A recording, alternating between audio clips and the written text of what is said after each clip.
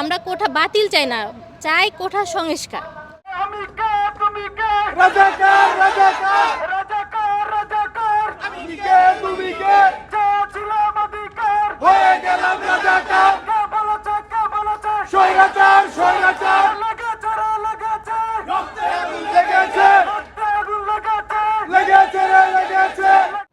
আবু সাইদ হচ্ছে আমাদের এলাকার, আমার বাসা রংপুর পীরগঞ্জে, আর আবু সাইদের বাসাও রংপুর পীরগঞ্জে।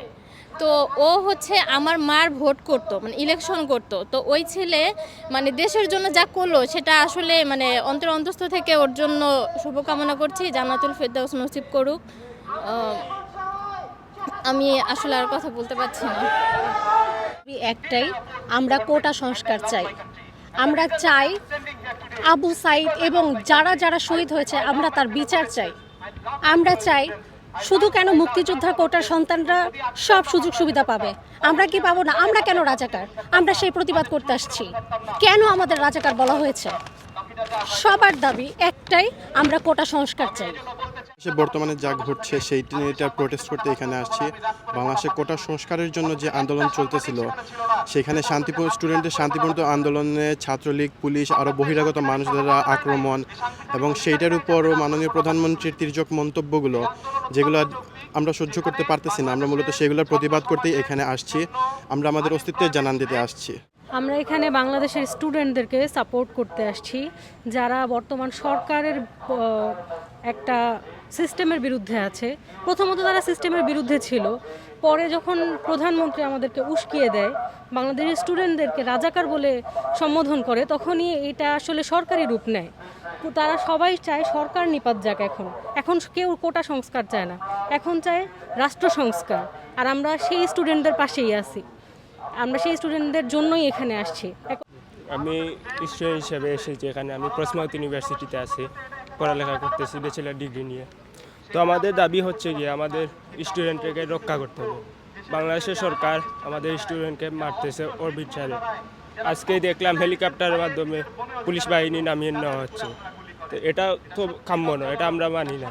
আমাদের ভাইদেরকে রক্ষা করতে হবে। আমরা সারা সর্বদেশের পুরো পৃথিবীর মানুষের কাছে বলতে চাই, আমাদের দেশকে রক্ষা করুন, আমাদের দেশের মানুষকে রক্ষা করুন, আমাদের স্টুডেন্টকে রক্ষা করুন। বিগত কয়েকদিন ধরে যে চলমান আন্দোলন হচ্ছে সেখানে পুলিশ থেকে শুরু করে বর্তমানে বিজিবি এবং অন্যান্যরা যে কর্মকাণ্ড চালিয়ে যাচ্ছে সেটা অত্যন্ত নিন্দাজনক। বাংলাদেশের মতো একটা গণতান্ত্রিক রাষ্ট্রে বর্তমান সময়ে এই যে অবস্থা, এটা সত্যি আমাদের জন্য শোচনীয় এবং করণীয়। তো 15 জুলাই দেখছেন যে সাধারণ ছাত্রছাত্রীর উপরে পুলিশের গুলিবর্ষণে 6 জন নিহত। এর প্রতিবাদে আজকে আমাদের এই বাংলাদেশ স্টুডেন্ট যারা ইউকে বসবাসরত তাদের কর্তৃক আজকে আয়োজিত এই মানববন্ধন কর্মসূচি। তো আমরা চাইতেছি বাংলাদেশে যে চাকরিতে যে বিদ্যমান কোটাটা আছে ওই কোটাটা যাতে সংস্কার করা হয় এবং যারাদেরকে হত্যা করা হয়েছে তাদেরকে ন্যায্য বিচার পাওয়ার দাবিতে এটা করা হোক এবং এটা অতি দ্রুতই। এই মুহূর্তে বাংলাদেশে যা চলতেছে প্রত্যেকটা ইউনিভার্সিটি, উপজেলা, কলেজ সব জায়গায় আপনার মানববন্ধন কর্মসূচি, তার উপর গুলিবর্ষণ চলতেছে। আমরা চাই সেটা বন্ধ হয়ে যাক, আমরা আর কোনো রক্তাক্ত চাই না।